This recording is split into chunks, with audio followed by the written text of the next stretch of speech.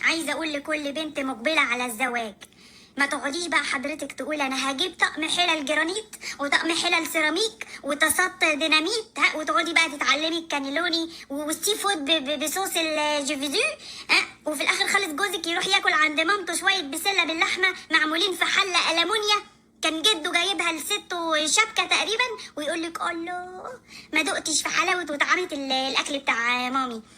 يا خايبه يا خايبه. الصراحة هو بيبقى عنده حق، هي بتبقى طعمة، بيبقى ليها طعم، بصراحة عنده حق، بتبقى جميلة جدا لذيذة. هو بعد الأم في إيه؟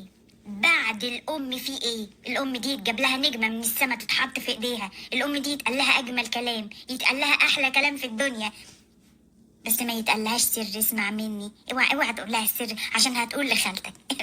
صدقني هتقول لخالتك، وانت بقى خالتك هتقول لجوز خالتك وهتقول لعيالها، بالك انت الوحيد اللي هيبقى مش عارف مين هو انت. هو لكم نبذه سريعه عن الست اللي اخترعت المحشي. دي كانت ست فاضيه ما وراهاش اي حاجه خالص، ايام القبائل زمان، ايام ما كانوا الرجاله بيروحوا يحاربوا في الصحراء ويرجعوا بعد شهر، يروحوا على الحصان درجن درجن ويرجعوا بعد شهر. فهو قبل ما يمشي قال لها يا وليه اعملي لي لقمه حلوه كده من ايدك، على بال ما انا ما يجي من الحرب. فقالت له ماشي يا حبيبي، انت روح وارجع لي منصور ان شاء الله، وعلى بال ما انت ما تيجي يكون الاكل خلص. فهو جوزها بقى راجع بعد شهر، هتقعد تعمل ايه الست يعني؟